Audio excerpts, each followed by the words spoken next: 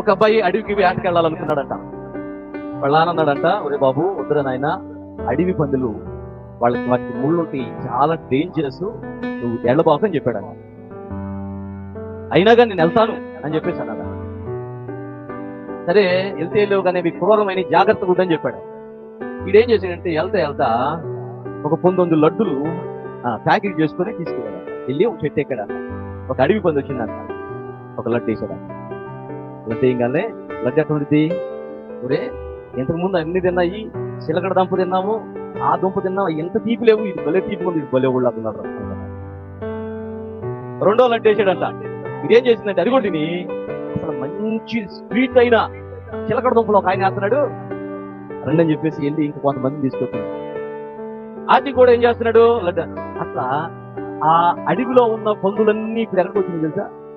చెట్టు కాడికి వచ్చింది. మెల్లికి దిగి ఒక్కొక్క లడ్డు వేస్తున్నాడు.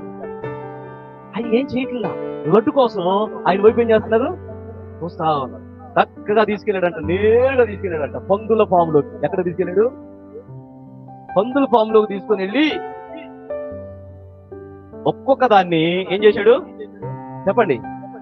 కైమా కింద గుర్తించాడు. దేవునికి స్తోత్రం. ఆడే సాతాను.